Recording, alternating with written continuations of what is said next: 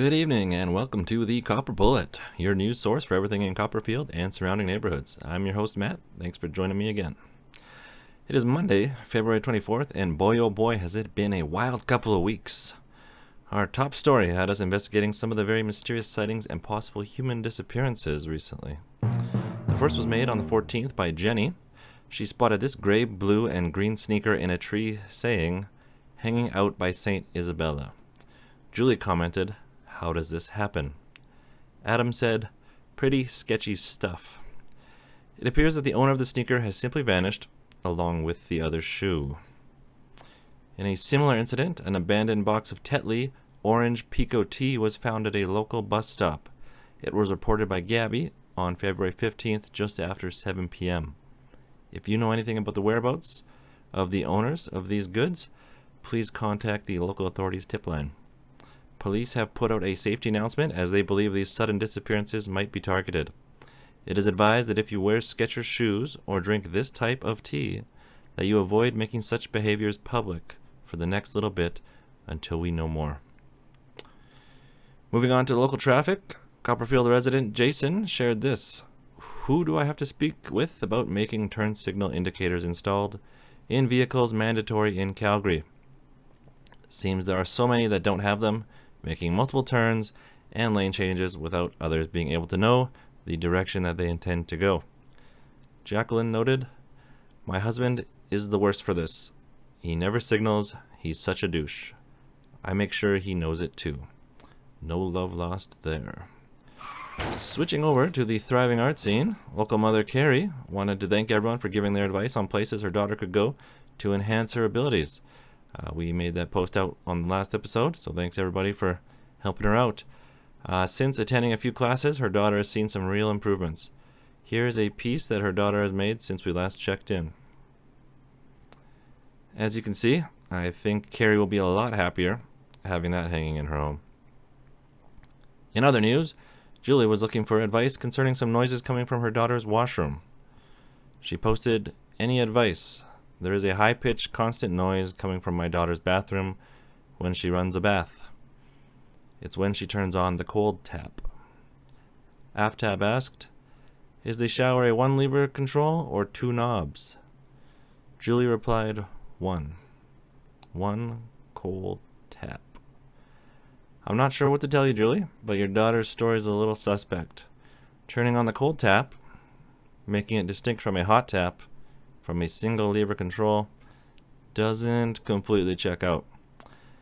Our advice is maybe give your daughter a little bit more privacy next time she's running herself a bath." Alright, moving on to the Coyote Watch. The Copperfield division of the Coyote Watch was still on high alert after our last episode. Lieutenant Lynn submitted a great photo stating, "Coyote on the west end of Wildflower Pond. Watch your small doggos." The very next day, another spotting of a coyote was made, this time by Lindsay, stating, "Coyote on the east side of Copper Pond Pond." Pretty spooky photos, guys, but thanks for submitting them. I get chills just looking at them. Keep up the good work, and hopefully one day we will eradicate this danger for good. On the 22nd, there were some controversial protesters up north at 130th Ave, spotted by New Brighton member Elaine. She wrote this. "About 20 minutes ago, a group of white male, quote-unquote protesters were at the corner of 130th Avenue by Beer Revolution with an upside-down Canadian flag and signs protesting immigration, the Prime Minister, and the carbon tax." Lindsay had seen them as well, saying, "They've been there all day." A few minutes later, Jennifer wrote, "They're still here. I'm on 130th Ave right now, heading into Deerfoot." Only moments later, Nasser commented, "They're still here. I'm on 130th Ave right now." Clap, clap, clap. Haley questioned Elaine on her post asking, "Did you confirm they all identify as male?" Jeremy said, "I seen one of the guys. He was a little darker than white. Could be a tanning booth type." Now this probably leaves a couple of questions going through everyone's mind, and those are, 1, are they still there? And 2, were they on 130th Ave? At this time, we cannot confirm the answer to either of those questions. and I do not want to speculate. On a more somber note, we mourn the passing of a very dear neighbor, the sidewalk snowman. This was first reported by Danielle, who submitted a photo of the crime scene. Now, just a warning to all the viewers, this following is a little bit graphic, so viewer discretion is advised. She wrote, "The neighborhood is asking for privacy during this time of loss. There will be no service, but well-wishers are encouraged to drop off wine at the Red House across the street, as well as a six-pack for the mystery dad who built Snowman with his kids. Hashtag RIP Snowman." More like, we have a drinking problem. Alright, it's time for Copper Heart of the Week.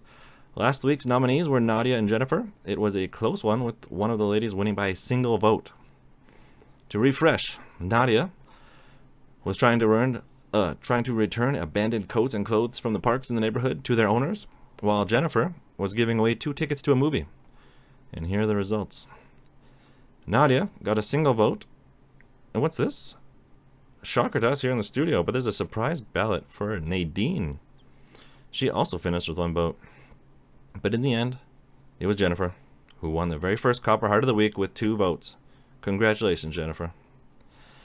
This week, we've got 2 more submissions vying for the Copper Heart. First, we've got Jennifer, who wrote, "Would anyone like 3 children's tickets to Cineplex? I received them as a thank you gift, and my son is only 16 months, so I won't be using them. Happy to give them away so kids can enjoy." She's up against Giselle, who posted these delicious photos, and she said, "Anyone interested in some free ice cream? Bought yesterday, satisfied the craving, now want it gone so I don't eat anymore. LOL." Now's that time, guys, for you to pull those laptops, dust off those Palm Pilots, and write into us at copperbulletnews@gmail.com to submit your votes for this week's Copper Heart of the Week. We'll announce the winner on the next episode. That's it for tonight, folks. Thanks for watching. I hope you join us next time for another edition of the Copper Bullet. Until then, I'm Matt. Good night and good luck. I'll see you in the field.